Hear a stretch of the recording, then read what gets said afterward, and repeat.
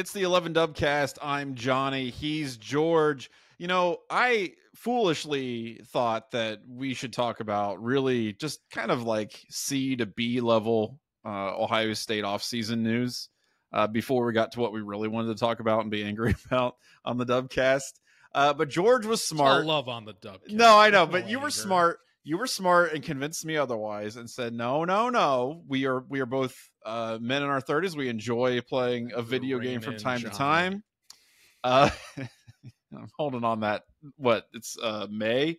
So I'm holding on to that for another, I think, like 9 months. So we'll see how that goes. But anyway, we enjoy playing a video game or two every once in a while. And we've been talking about this periodically since it was announced. And I think it's, for college sports in general and college football and college football fans, it's been something that people have been talking about for over a decade coming back. I think 14 was the last one, right?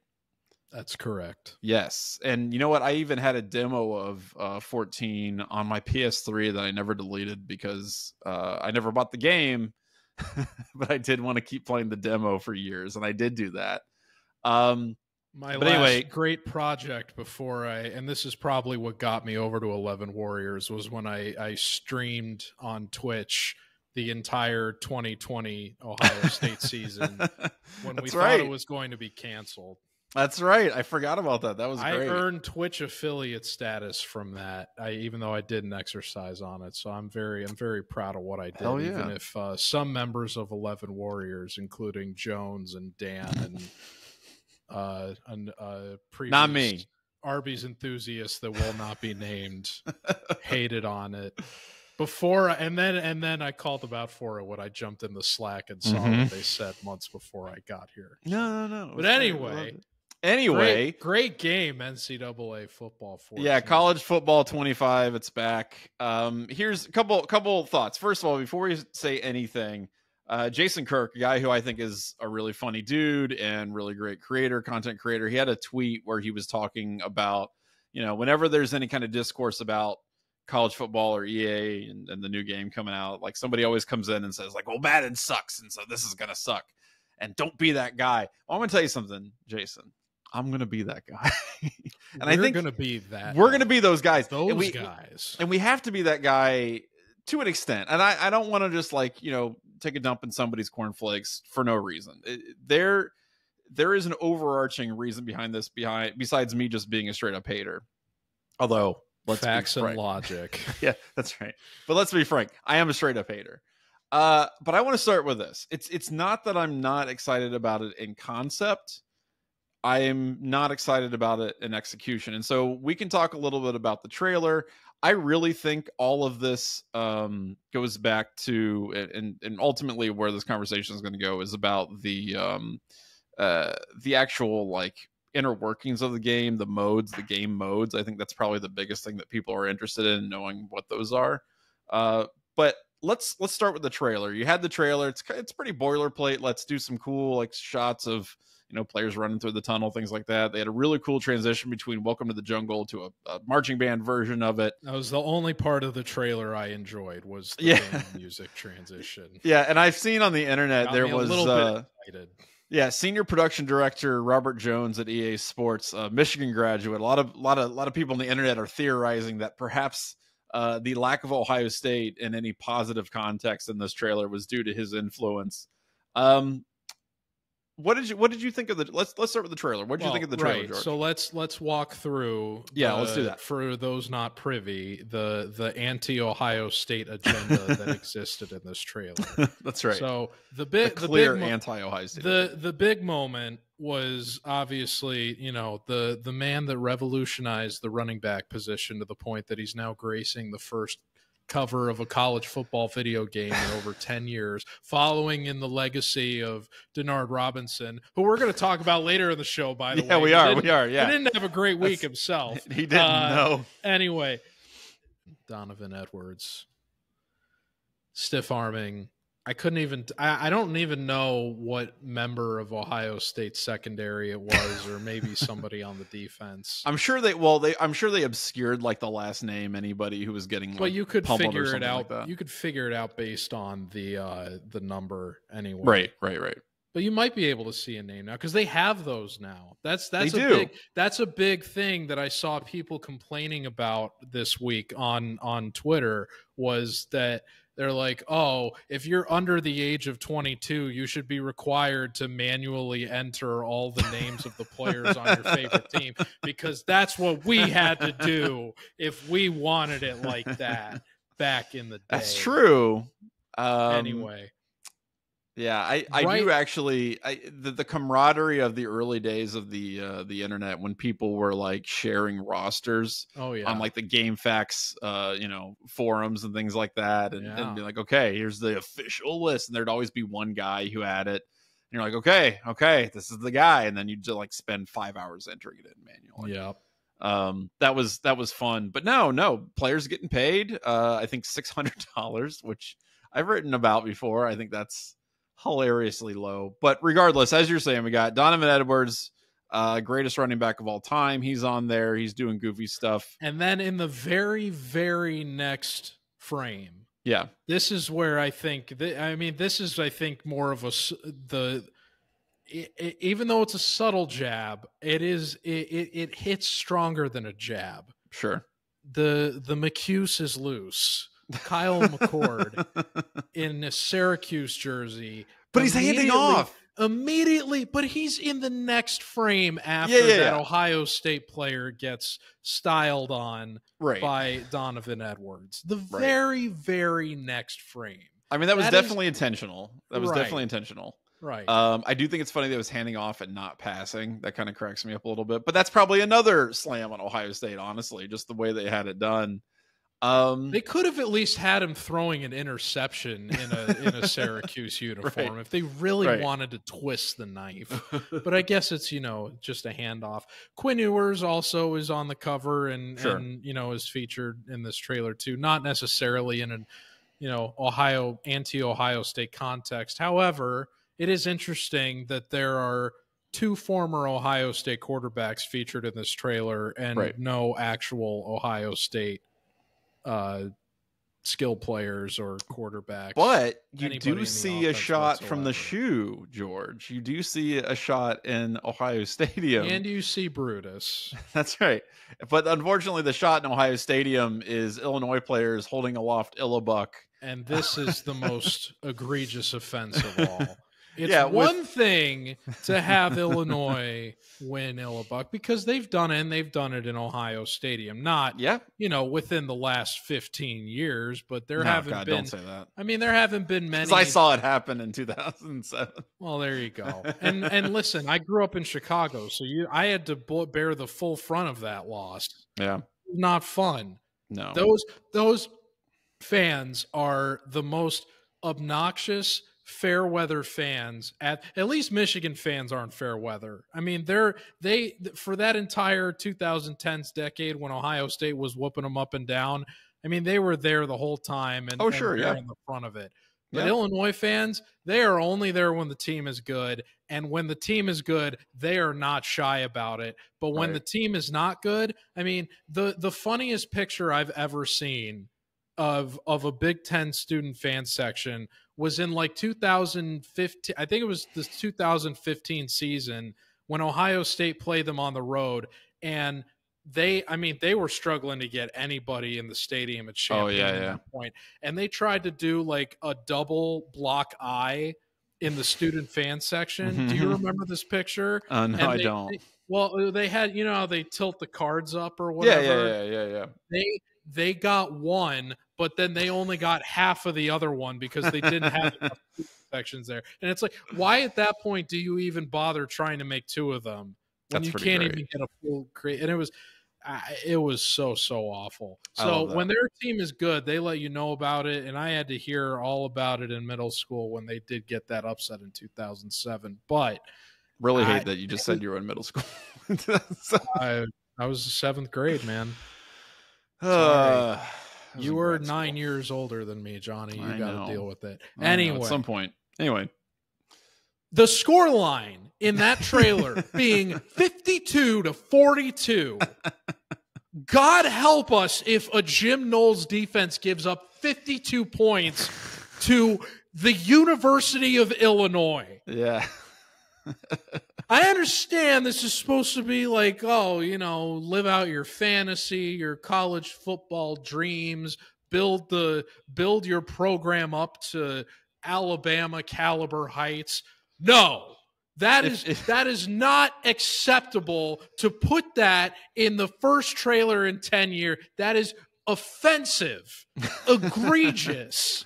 Well, it's even worse. I forgive everything else in this trailer in terms of anti-Ohio State, but when they put that in, that is where I draw the line. That's the line. That is how you know that this guy, Robert Jones, was giving an unapologetic flipping of the bird to Ohio State fans. You know what, though? They could have made it worse. They couldn't even put Script Ohio in there, but they put a 52-42 Illibuck win for the Illini. Here's the thing, though.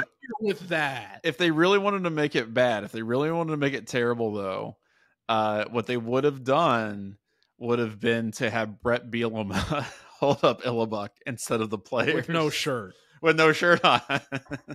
Which I don't know if that sells video games, but it would definitely twist the knife for Ohio State. By the way, remember last week how we were hoping they were going to put a Stallions NPC on the sideline for like the coaches? Yes. Yeah, Robert Jones ain't going to let that happen. I know. No way. That's sad. God, so that was wishful thinking for about a week from us. Would have been funny. It would have been incredible. But it also would have been an admission of guilt from this shameless Michigan homer running the show over at EA Sports. Well, what's going to happen is they're going to port it to PC at some point, and somebody's going to edit like an entire team of Connor Stallions, and it's going to be really good, and I'll be excited for that.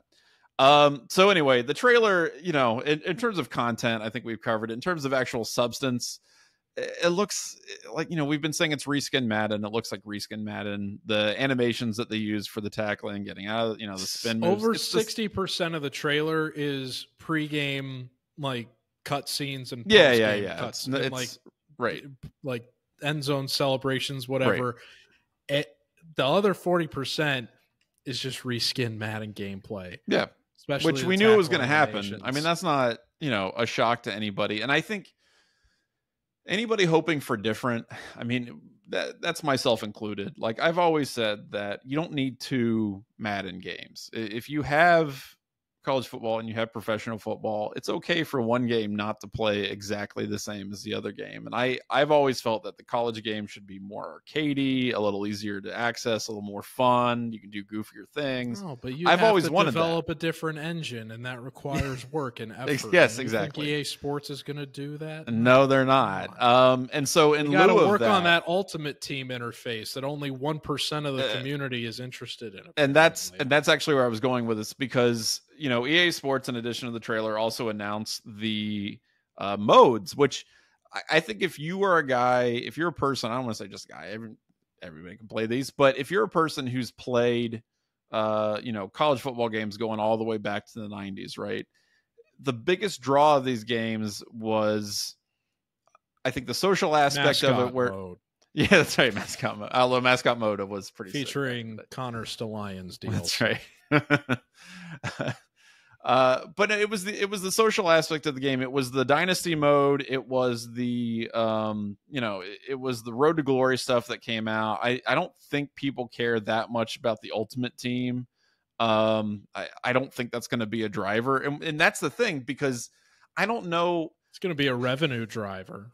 Well, is it? Because that's the thing that I think is going to be really interesting about this, is that EA Sports. You underestimate the degeneracy of little children with their parents' credit cards. And maybe I do. And I'm interested to see. This is my biggest thing with this game. I am interested to see what the crossover is. Are kids who have not played this game, because you're talking about those same kids, right? Let's say they're 12, 13, 14 years old, right? They're getting into college football. They love that stuff. The same zealots that ruined Madden. They're going to play this game too. But they haven't played it. That's the thing that I think is really interesting about this. 2K and Madden and all these things, they've been around consistently for decades. We haven't had a college football game in 10 years. And I'm really interested to see if the same people who are willing to spend money, frankly, the same younger people who are willing to spend money on those games, are willing to spend money on the college version of it. I think they probably still will. Yeah, but I because don't money think isn't an object to those people that will spend. and that's right. And they're going after the whales, and they're going after the people who will spend, $1,000 on this virtual game. currency that annually becomes worthless when the new title comes out. No, they'll piss away disposable income on that every time. 100%. I am just interested to see if it lives up to what EA Sports thinks it will. And I don't know. I am curious to see if that's where most of the people who buy this game are trying to put in their time and interest, because I think most people will be like, hey, I haven't played this game in forever. I want to play Dynasty mode, right? When I was in college, when I was in high school, Dynasty mode was it. That was it. And again, part of that's because the online component wasn't there in the same way that it is now. But like, people wanted to build their teams in a more organic way, not in the let's pay $1 billion for this stuff. If you're like me in your late 30s, early 40s, whatever, and the last time you played one of these games, right, you were just starting your career. I don't know that you want to. I don't know that it doesn't drive. Let me put it this way: it doesn't move the needle for me at all. I don't care at all about the Ultimate Team or any of that crap. If I'm playing it, I want to play Dynasty. I think that would be sick. I would want to play, Road to Glory. I would want to, do the whole remember when the old NCAA, the old college football, the more your guy played and the higher he got up in the depth chart, the more attractive his girlfriend got. Oh yeah, that was 2006. Remember how ridiculously misogynistic? Oh, yes. That's one of the most unbelievable things to have happened in any sports game ever. So in a game that was rated E. Yeah. They were totally cool. Oh yeah, you have this horribly disgusting girlfriend. It's just the most sexist crap ever. And so I am I don't want that.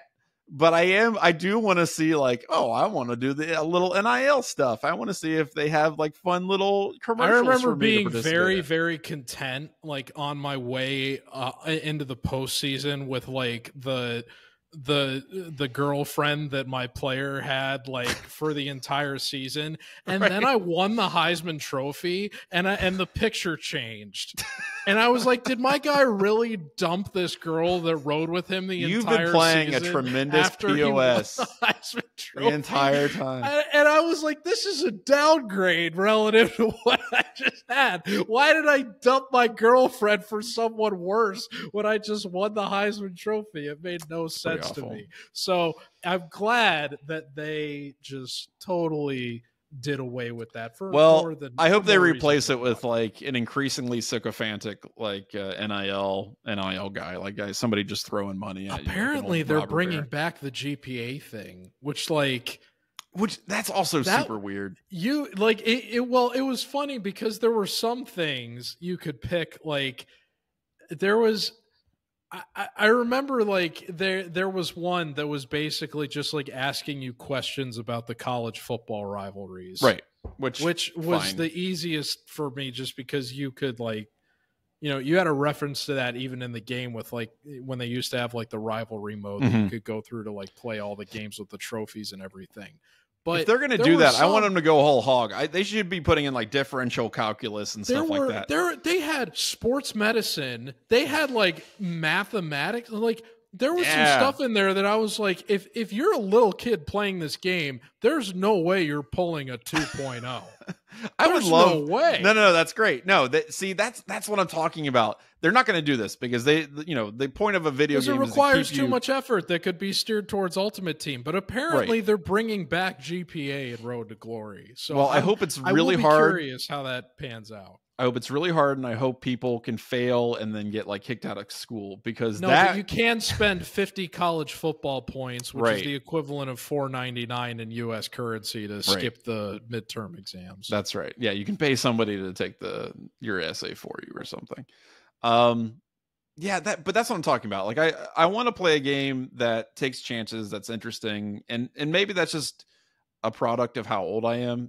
When I was a kid, there was NFL Blitz, right? There was the crazy baseball games where everybody was a robot. There was, there were all these, there was this huge ecosystem of sports games where they weren't afraid to take chances and be super, super weird. And nothing like that exists anymore. Like even the like non-branded generic sports games are basically just generic sports games. There are not a lot of like fun, wacky, like interesting backyard games. Sports games. Yeah, that's right. What was the name of the backyard baseball kid who was like the MVP, the kid who was like the best ever? I cannot remember that kid's name. Pablo Sanchez. Yes. The Babe Ruth. Am I gonna have to go get my Pablo Sanchez hoodie right now? Oh shoot! I forgot you had one of those. I'm gonna wear it on the Dubcast next week. Yeah, we're on next. Now that we're on video. That's right. No, you should. I mean, I got I'm repping my women's hockey shirt. Well, Pablo Sanchez wasn't just good at baseball. He was goated at everything. That's right. They didn't they have what was the other ones that they had? They had they did basketball. They did like every sport. Yeah. Yeah. So I want more stuff like that. And the first one I had was a soccer game, and I put a kid named Kenny in a wheelchair at striker, and I just totally dominated the league. It was great. He was also a really good goalie in BTW. The kid in the wheelchair? Yeah. He ended up being really good at that for whatever reason. However they did the stats. I can't believe you dude's an athlete. That. You're holy crap. No, just because I was like, all right. Yeah, no, I thought that was interesting, but yeah, dude's an athlete. I can't hate on that. But I know that the new college football game isn't going to be that weird or that fun or that goofy, but I kind of want it to just be more interesting than Madden, and that's my biggest thing. Like Madden is not interesting to me. It holds no inherent appeal, and my biggest worry for this, which I'm pretty sure is going to be confirmed, is that you will have a game that isn't just reskin Madden. It'll be a reskin Madden in the most depressing way, in that you'll watch a cutscene of Script Ohio or people, hitting the play like a champion today sign, or the booster club for Michigan, whatever, and then you'll just play Madden. You know what I mean? Like that. Yeah. That's my biggest fear. And I know they'll have the dynasty mode and the other stuff like that, but like if it's literally just window dressing and then 20 minutes of Madden, then that's awful. And well, there was a poll that was run earlier this week that had about like 8,000 respondents, and it was basically asking what mode are you most interested in. And I was actually surprised that only about 1% of that nearly 8,000 sample said Ultimate Team was their primary interest. That's what I'm saying. 52% are, so more than half are predominantly interested in Road to Glory. And then 38%, I think, are Dynasty mode. So that's 90%, I believe, of all players that are dedicated to wanting those two modes specifically. And I think that a lot of people that are excited for this game are going to be let down by the amount of care and effort that is not dedicated and catered to those two modes. Right. Despite all the feedback from the community that is actually steered into Ultimate Team for the purpose of making this another microtransaction heavy product the way that Madden has become. I don't think enough people are looking at how sports games have devolved in the 10 years since we got the last college football one. Yeah. And realistically applying that to what this is going to be. That's so the thing. We're not shitting in people's cereal, as you more eloquently put it than myself at the top of the show. We're just being realistic based on how the market has unfortunately not taken into account the interests of the consumer in the last 10 years at the cost of the consumer for the sake of inflating the sale, or not even the sales, but just the revenue driving of like the products that these games have become. Right. And so we're just being realistic. Yeah. And I think there's a lot of people who have not played a sports game in 10 years, right? Like maybe college football was their only thing that they got, and they're in for a rude awakening. I haven't played Madden since 17. Yeah. I mean, that's I quit playing 2K a year before that. And even I still know how it goes at this point. And hardly anything has changed for the better since. It was a great decision I made to get out when I did. And I encourage anybody else listening to do the same. Here's what I'll say, though. Go play Elden Ring instead. I beat Baldur's Gate 3, so that there's a spot on my schedule. And I'll also remind you all that your local library often rents video games for the general public, so just keep that in mind. Try before you buy. That's right. Okay, so that's that. We'll see more about it as it gets closer. I think it goes on sale something like June, something July, maybe. Anyway, July 19th. July 19th. That sounds about right. So whatever, we'll see. We do have a few Ohio State items of note that we want to get into before we do Ask Us Anything. First of all, other than the anti-Michigan or anti-agenda in this video game. That's right. The clear bias against Ohio State. Ohio State snagged a defensive back, Keenan Nelson Jr. He was a South Carolina commit, 4-star. Has, I think, 3 years of eligibility left. You would think that is the least area of concern for Ohio State at this point, the defensive secondary, but he does give a little bit of depth. And the fact that he has so many more years of eligibility is a nice thing. You're going to lose a lot after this season. So if you can get a solid dude in there who can give you multi years, that's helpful.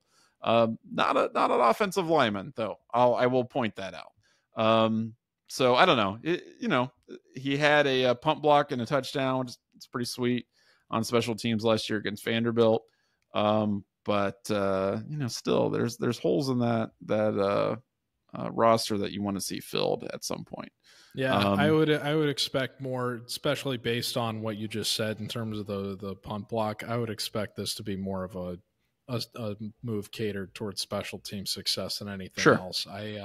Which I'm not going to complain about. I would be surprised if this guy came into this situation, given that Downs and Ransom seem entrenched at those two top safety spots, and you've got Jordan Hancock probably settling into the nickel role.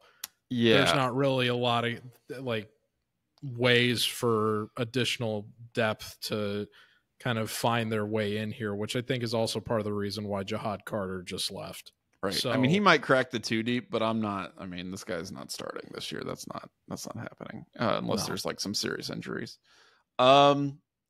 Interesting story with Marvin Harrison Jr. Fanatics filed a lawsuit against him saying that he breached a contract in May of 2023 worth over $1 million.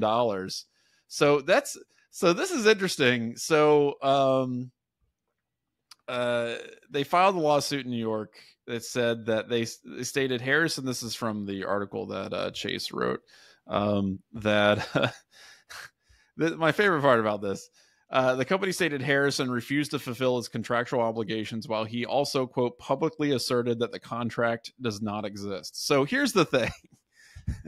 If that's really the point of contention, that there's a contract versus there's not a contract, I feel like this is going to be resolved fairly quickly. Because then you can just kind of say, hey, where's the contract? If they have one with Marvin Harrison Jr.'s signature on it, I feel that would make it fairly easy to resolve. But I don't know. There's a lot of things in here. It's obviously not going to be quite as simple as that. There were a lot of things where it was saying like it's the only place where you can find Marvin Harrison Jr. merch and all that kind of stuff. And I don't know. It's going to be interesting to see how that plays out. And I think with a player of that magnitude, you're probably going to see more of that kind of thing in the college ranks and as guys enter into the NFL as well, because that's part and parcel of the NIL. So it'll be fine. Whatever. They'll figure it out. I mean, it's not like he's hurting for cash, but interesting story nonetheless, I think.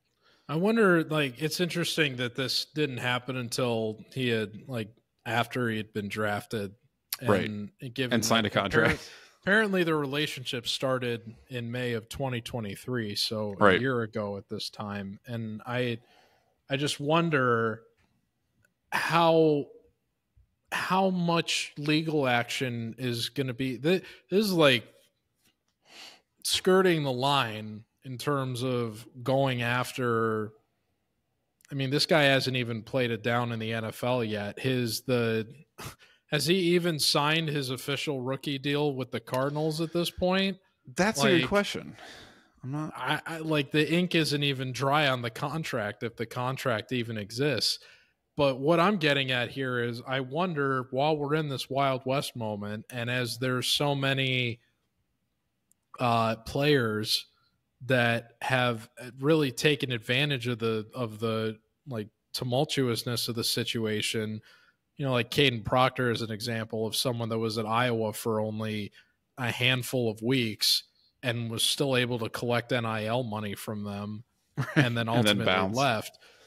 At what point are we going to start seeing legal action taken against these players for some of the behavior that's going on? And I'm not accusing Harrison Jr. of being guilty of anything here. It'll be interesting to see how it plays out. I don't think it does. It certainly hasn't done any good for Fanatics rep that they're going after a player like this that hasn't even played it down in the NFL yet and is claiming, already trying to sue for millions of dollars of damages.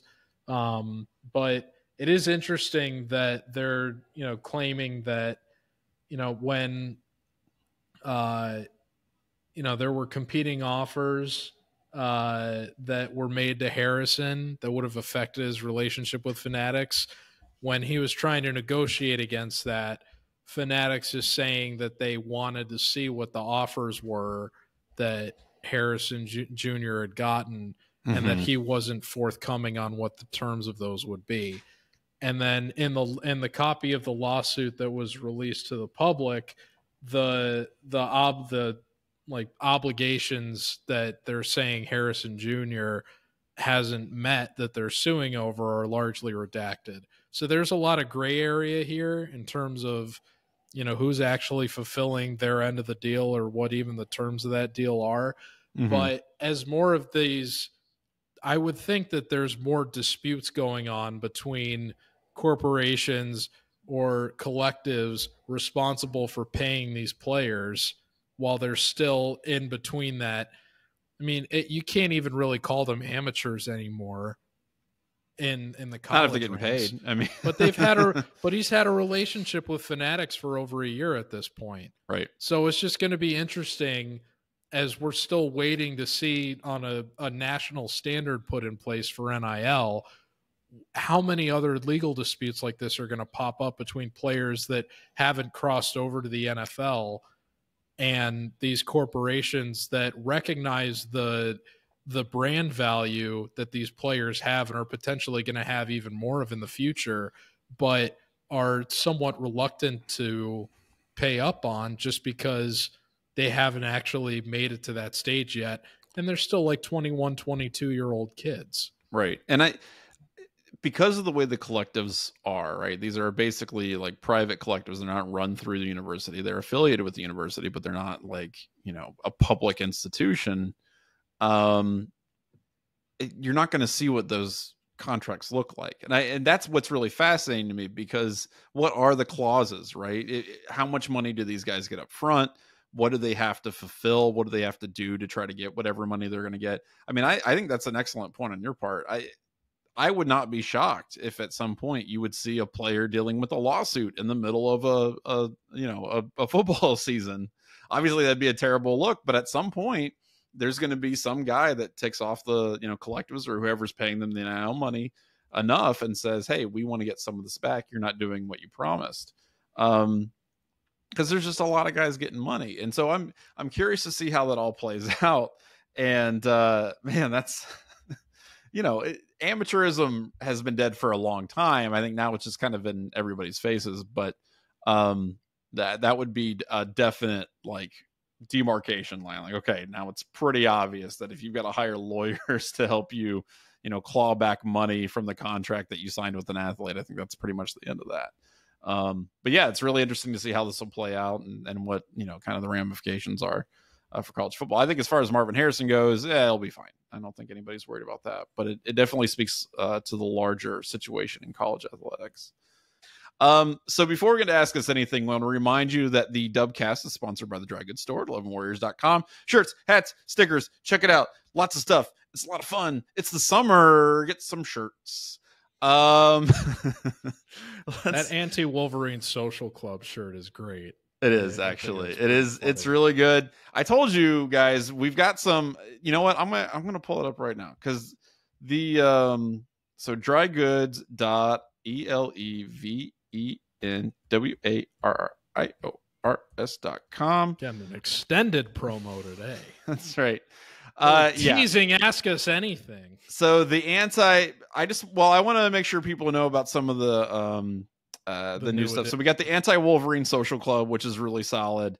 There's the Ann Arbor burning tea. So we've got kind of a large lizard terrorizing Ann Arbor. That's a lot of fun. A legally distinct lizard. And then, of course, those who cheat will be champions because we don't want them forgetting any of that. So there's a lot of really good stuff that we've put in the store. And there's also a really cool like OHIO kind of shirt that we got, a new one. There's a lot of good stuff and more good stuff coming. So definitely check it out. Let's do Ask Us Anything. You can send us any question you would like to dubcast@11warriors.com and we'll probably answer it. This first one is from Kevin. He wants to know, quite simply, guys, do you attend any high school sports? No. George, you don't? Oh, God. Now, if I did that in Florida, I mean, oh, God, that would be so weird. I think it depends. I think it depends on where you're at and what the alma mater situation is. You know, I'm from Southwestern Ohio, so it's not an unusual or weird thing at all to go to high school sports, especially your alma mater. It's kind of a big deal. It's still they're really well attended. People from the community come out. There's actually a guy who comes into the library a lot, and he's a huge supporter. So I print him out the box score for every game because he goes to everyone that he can.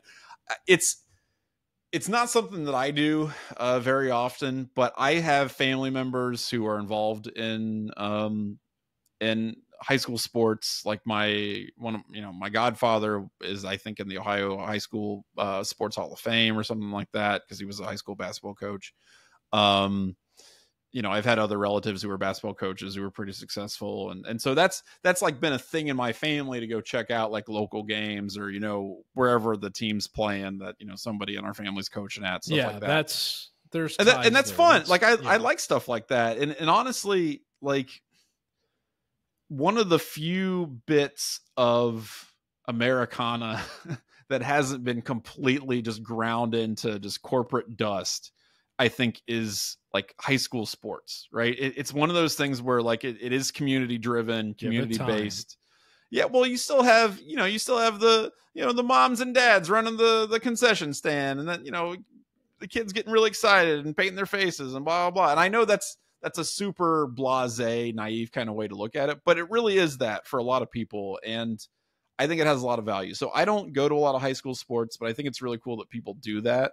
And are still supporting, local sports and things like that. I think if you live in the community you went to high school to, even if you don't necessarily have if that's not your alma mater, it's a little bit different.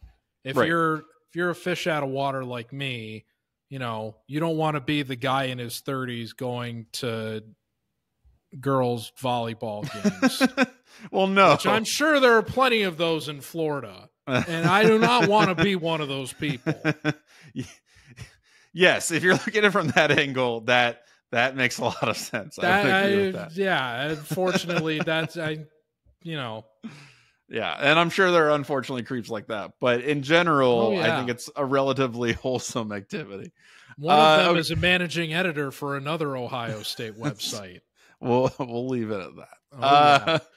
Now here's what I will say. Okay. I went to Odessa, Texas 2 years ago. Okay. Like actually exactly 2 years ago on my way to Phoenix.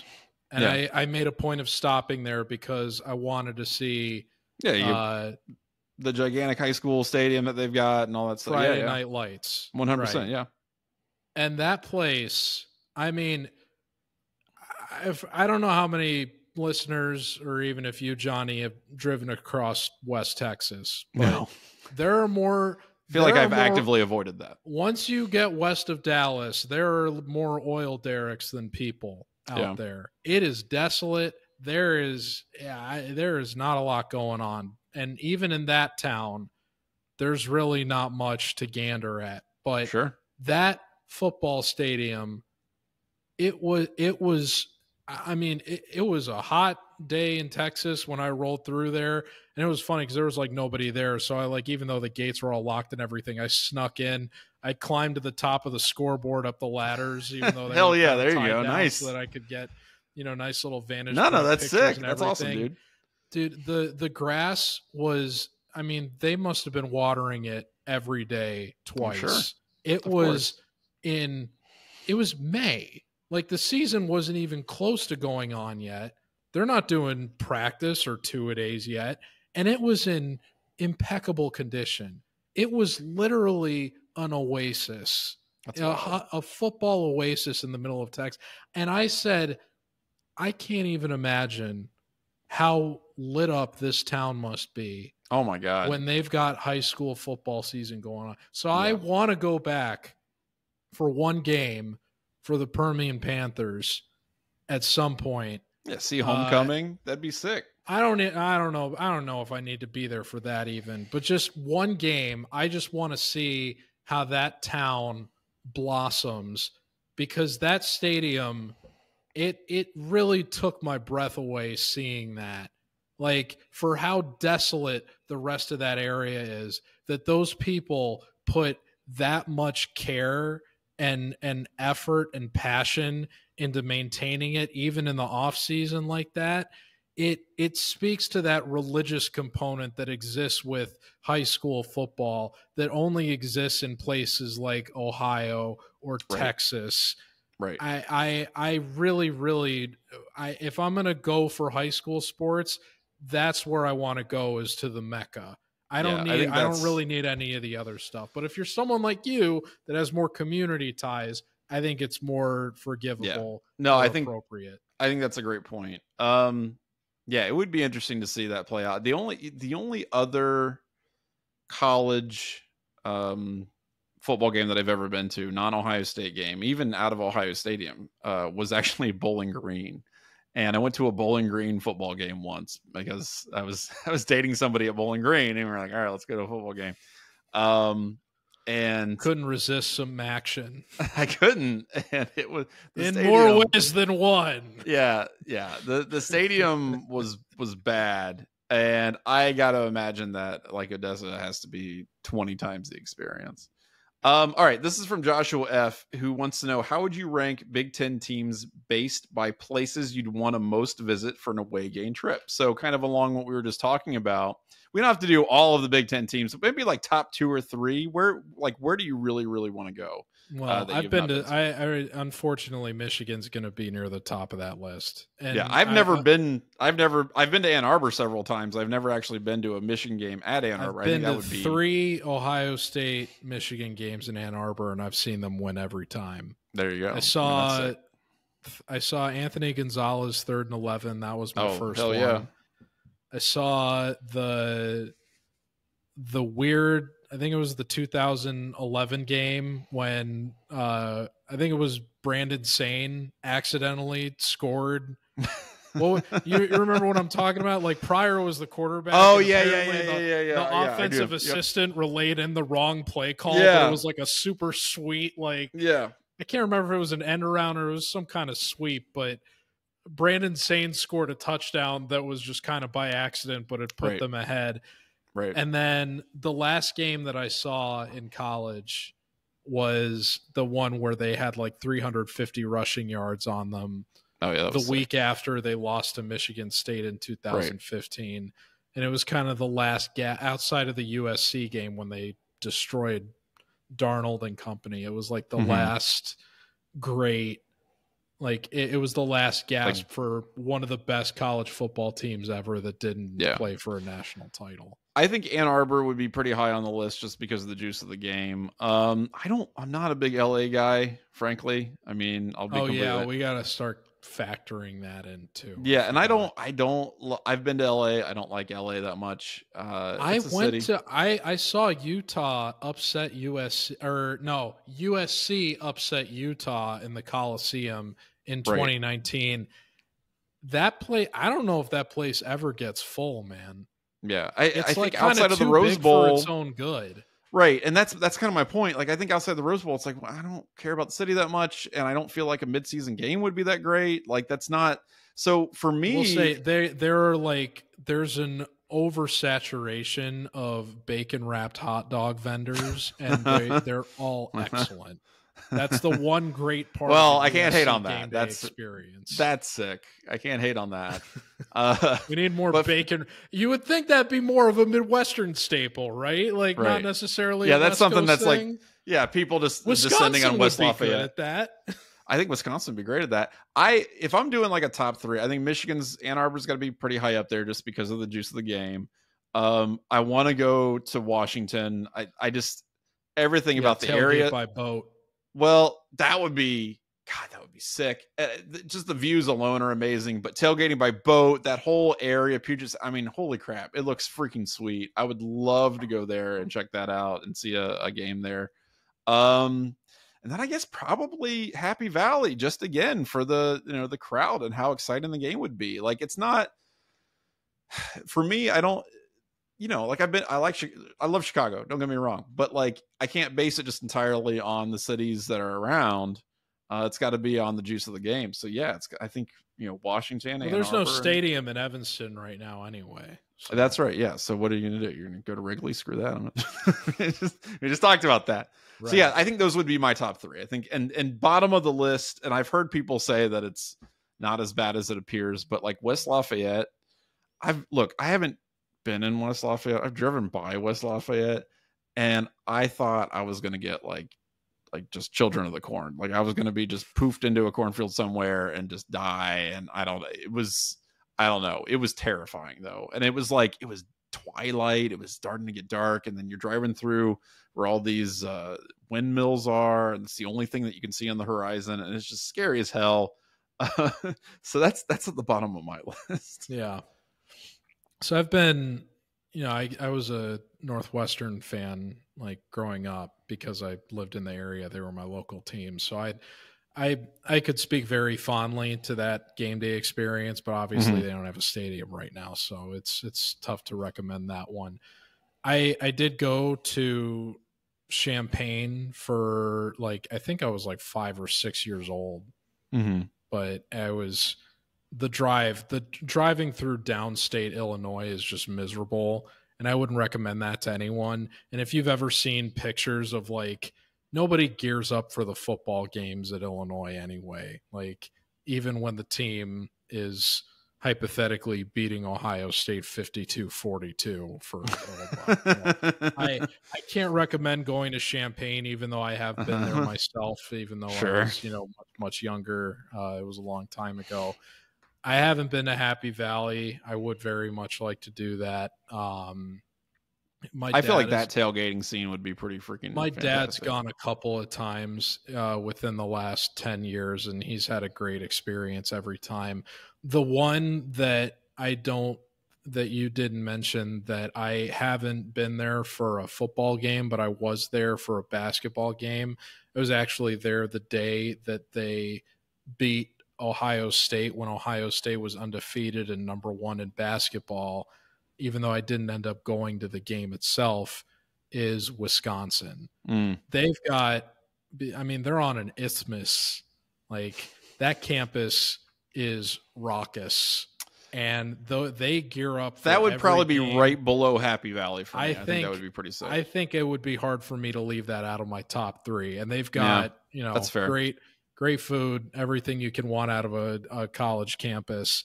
So I would say West Coast implementation of the Big Ten, my top 3 are probably in no specific order because I don't want to, give any credence to anything Michigan related or credibility rather. Ann Arbor, Madison, and Happy Valley, I think, are probably my top 3. I like that. Rose Bowl would be great. I still haven't gotten to go there. I would still like to see that. Obviously I'd rather go to the Rose Bowl itself than a UCLA game, but beggars can't be choosers, and you're in Los Angeles or Pasadena or whatever anyway, so just be happy for it. I wouldn't recommend going to the Coliseum because I've done that. The Autzen Zoo. Is that how you say it? Oh shoot, yeah, Autzen, yeah. I think I might be a little more curious about that than Washington, because I think a lot of the novelty with Washington is the tailgating by boat. Yeah, so I think I would rather see a game at Autzen Zoo, just because you hear. Yeah. I'd be curious to hear how loud that place gets. Yeah, same. So there's a lot of good options. I mean, yeah, there's no shortage of great places to go. Columbus has the direct to Seattle, so maybe I'll have to do that at some point. I gotta be honest, the stadium experience at Ohio State compared to a lot of the places we just mentioned, I mean, I love it just because it's our it's our school, but it's not the same. It really just is. It did. We can talk about that on a different Dubcast, but I think there's many reasons why it's not as good as it used to be. Fair enough. And we can get into that, but no, because they added Wi-Fi and alcohol sales. that's right. Kids looking at their phones. All right, this next question is from TJ. He wrote a lot, and this is his first time writing in, and I really want to thank you, TJ, for doing it. I'm not going to be able to get to everything that you wrote, but I really appreciate you doing it. I do want to point out he included a picture. Is he plugging Bitcoin? He's not plugging Bitcoin. He actually found, I guess somebody put on 11 Warriors, I don't know if they put it in the forums or whatever, but it's a dumpster on fire, and then on the top it says, "This little light of mine, I'm going to let it shine," which I think is very apropos for the end of the speech that we got at commencement. First question is a little bit about audio mixing, so we can talk about that. But actually, the question for Ask Us Anything is, what is a play in Buckeye history that you watched as a kid that still makes you chuckle to this day? He has two. So it says it was forever and a day ago. He says that a Buckeye linebacker had the hit, but they were playing Northwestern. Their quarterback dropped back, got him in the face mask, and it turned the helmet so much it took the trainers 10 minutes to get it off the quarterback's head, which is very funny. And then the second one's a lot easier to remember, but it was when Quinn Ewers getting rocked by AJ Hawk and then panning to his sister in the crowd. You mean all the Brady time. Quinn? Brady Quinn. What did I say? Quinn Ewers? Oh, good God.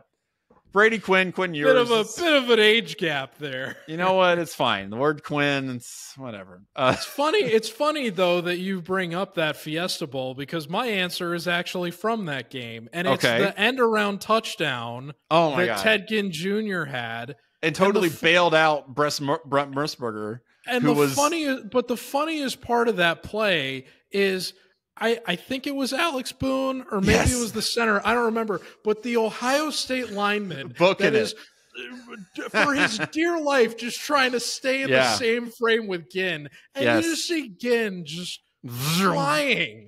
Like, nobody else is even close. That's a really good choice. Oh, shoot. That one always makes me laugh, just because of the memory of the lineman desperately trying to stay in the frame. I've rewatched that play 1,000 times, and that is always cracking me up. No, that's a great choice. I didn't even think about that when I looked at this. I have two as well. First one is from, I believe, the 2005 season. I think it was 2005. It was either 2005 or 2006. But Iowa was coming into Ohio Stadium. They had beaten Ohio State the year before at Iowa. And this is back when they had the Texan dude who was their quarterback. I can't remember this guy's name, but he was like super cocky and just, I'm great. And he got the guy that was platooning with Troy Smith. No, I'm talking about the Iowa. The Iowa. I would. Yeah. I can't remember the dude's name off the top of my head, but anyway, grade. No, it's fine.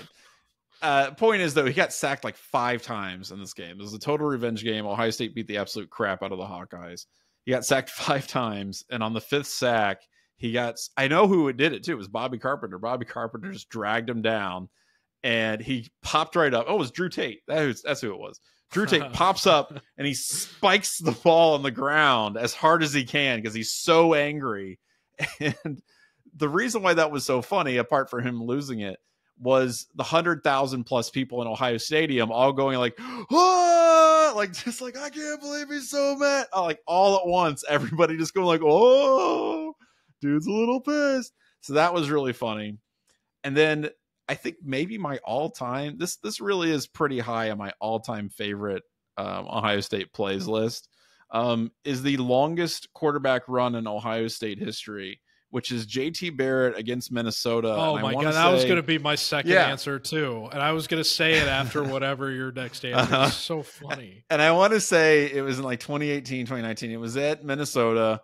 It was like 15 degrees. It was an incredibly cold game. It was snowing.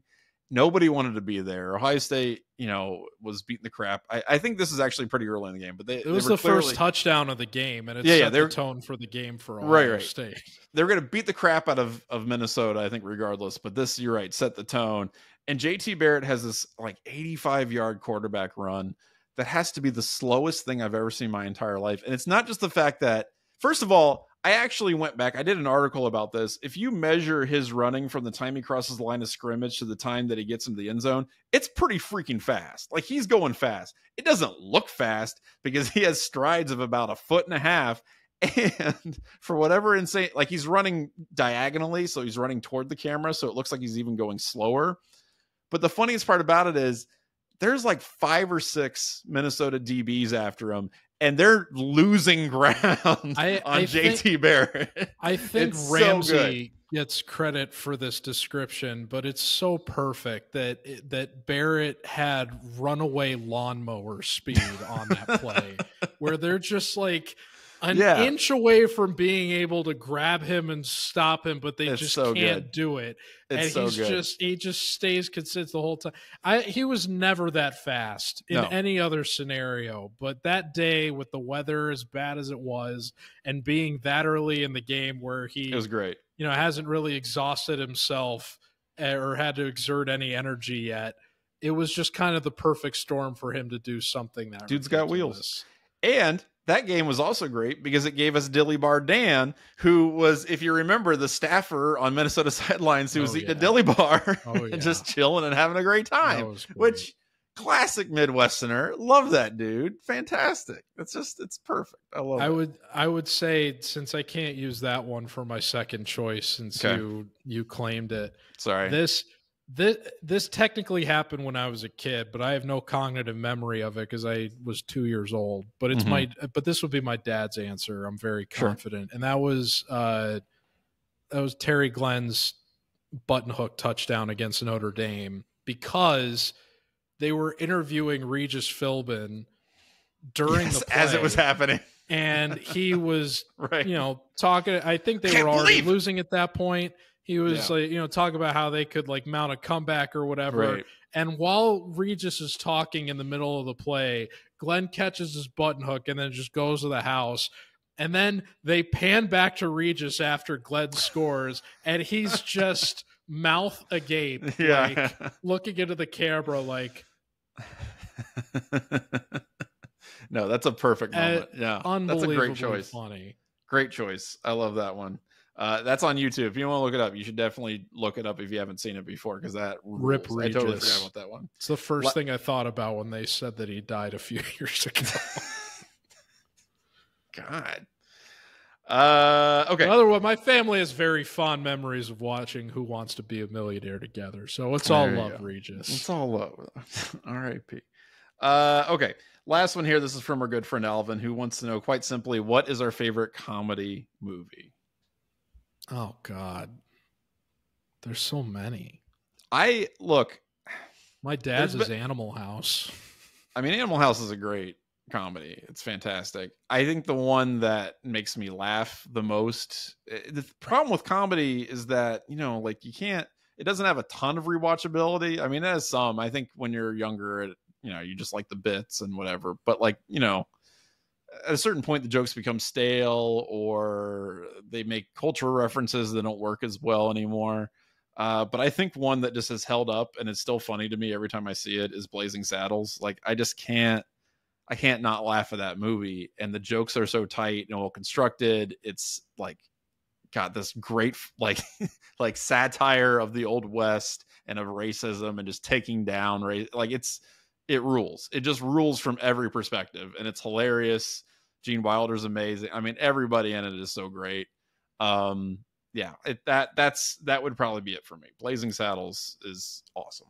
I don't think this is the funniest movie I've ever seen, and there's certainly like in terms of like there's movies that have had funnier moments, and I think there's movies that like the dialogue is probably even like in terms of like the jokes keep coming, there's probably better answers than this, but just off the top of my head, in terms of one that kind of satisfies both camps, Office Space.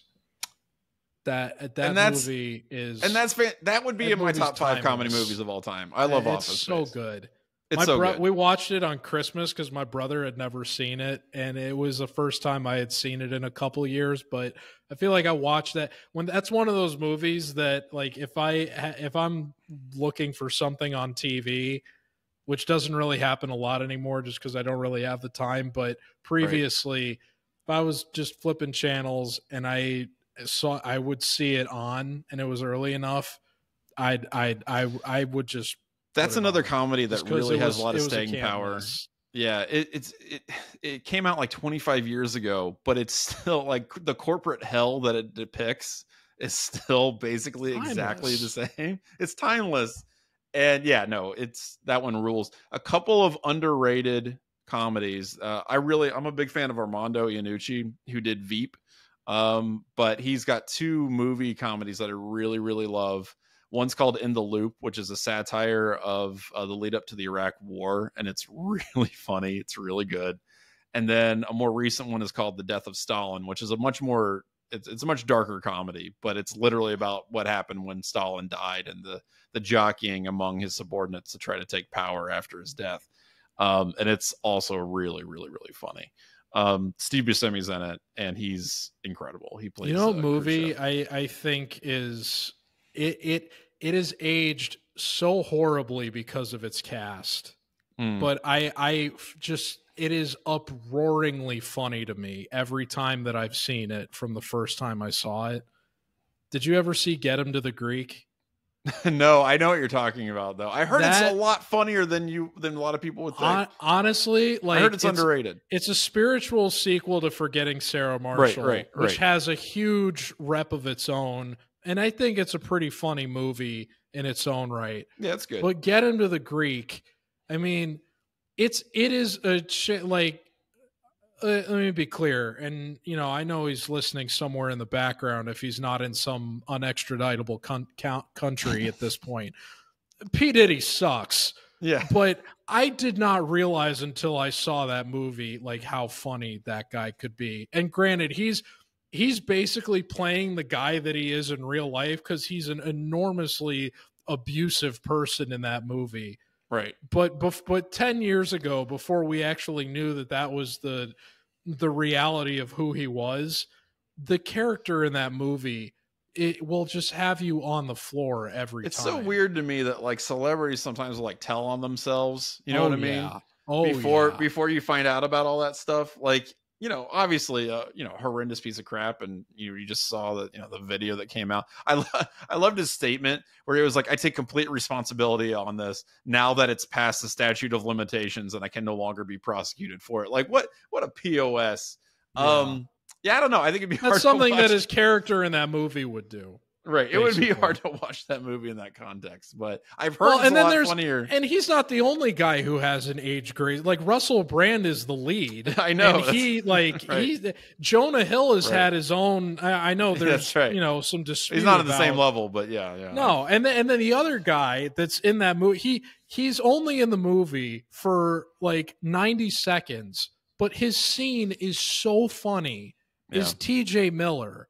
Who has had his own fall from grace. Right. But this was before he was in Silicon Valley or like any of that. He's in and it's skinny TJ Miller too. And you're like, where did he get all this weight from? Because he's in like really, really good shape in this movie. But it's his cameo is just so out of nowhere and so funny. I don't want to watch any movies of problematic people. That's why I only watch Woody Allen comedies. That's the only ones that I...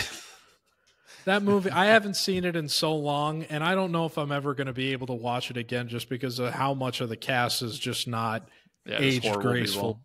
relative to real life. But that movie always just blew me away with how funny it was. Another movie never really got its just desserts. Another comedy I think is really underrated is Wet Hot American Summer. That's like saw that. Yeah, David Wayne does some really, really absurdist, weird humor. He actually he made a parody of romantic movies called They Came Together with Paul Rudd and Amy Poehler, which is like a lot of these parody movies kind of like, I don't know. You can tell that the people making them still kind of respect the genres that they're parodying, right? Like they still adhere to like even Austin Powers. You're like, okay, it's goofy, but they're not really taking down spies or whatever. That movie hates romantic comedies. It like does everything it can just to crap on every trope of the romantic comedy genre. Man, I gotta put Goldmember in those top comedy movies too. That movie, I haven't seen that movie in forever, but I got to revisit a lot of those. But yeah, Wet Hot American Summer is definitely up there for me. Okay, so we've went over a little bit. We didn't talk about another Georgia football. Right? By the way, I just want to say this real quick. Georgia football wide receiver Sakovi White was charged with reckless driving in one-way roadway. He wasn't driving under the influence. He was not speeding. He simply went down the wrong way on a one-way street at 3 a.m. And I want to tell you something. I know we've been bragging. Us has not operated a vehicle in Europe. I want to tell you something.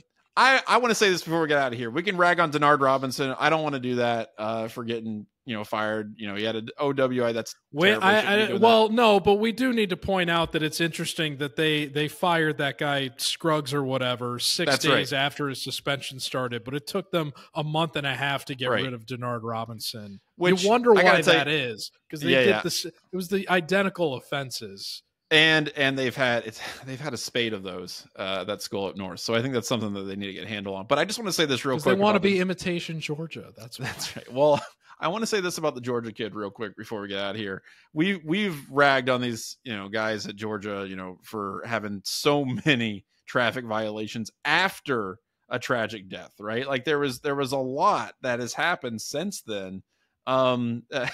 I just read this in the article. It's from Athens. Georgia football players were arrested or cited for speeding or reckless driving more than a dozen times after the January 15th, 2023 crash that killed offensive lineman Devin Wilcock and recruiting staffer Chandler LaCroix.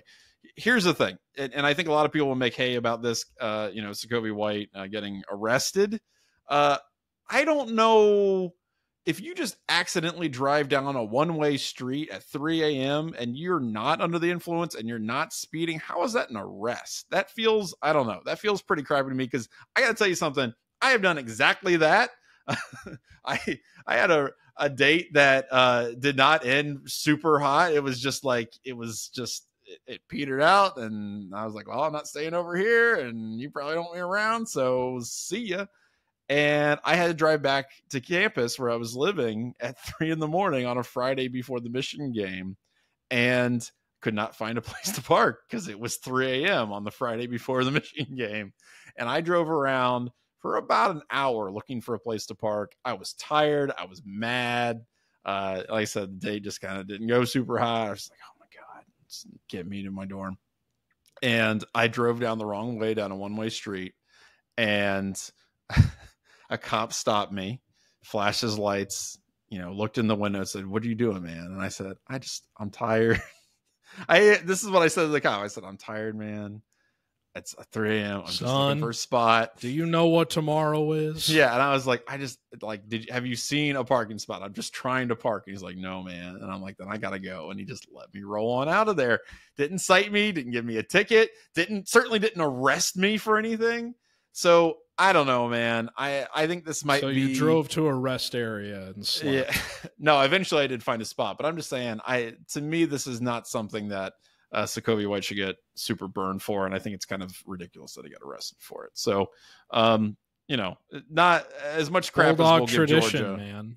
Yeah, I guess that's his initiation, but I don't know. I think that's kind of bull crap that he got booked at the freaking county jail on bonds totaling $26. So anyway, screw that. So still drive safely, drive sober, drive safely. That's all that we can really ask. Also, don't ever, real quick before last thing, don't ever put your barbecue on the internet. People, I don't know what causes like the most catty, petty people on the planet to come out when they see barbecue that they don't think is grilled to perfection, but don't ever do it. And BYU put out some terrible brisket online. All right. It looks like crap. I'm not going to defend the brisket. It looks bad, but for the love of God, why, what brings out this insane catty, like, you know, like I don't get it. Just leave people alone. Let people eat their crappy, over smoked brisket that probably tastes like, you know, the soul of a shoe. People just are fine. food Just let them eat snobs, it. man. I hate it. I hate food snobs. I'm not a food snob. Just whatever. If it's edible, eat it. Who cares? You're not a food snob. You're Italian. Yes, I'm not that Italian. I'm more redneck than anything. You have a map of Italy in your background right now. What? What are you talking? Huh? Anyway, that's the Dubcast for this week. That's the Dubcast for this week. We'll keep talking about Johnny. Hey, Paisan. So we'll get into it more next week. We'll talk about how Dabo doesn't need that NIL and more other college football and college sports Centribe. But until then, I'm Johnny. I'm George. And we'll see you then. Take care, folks.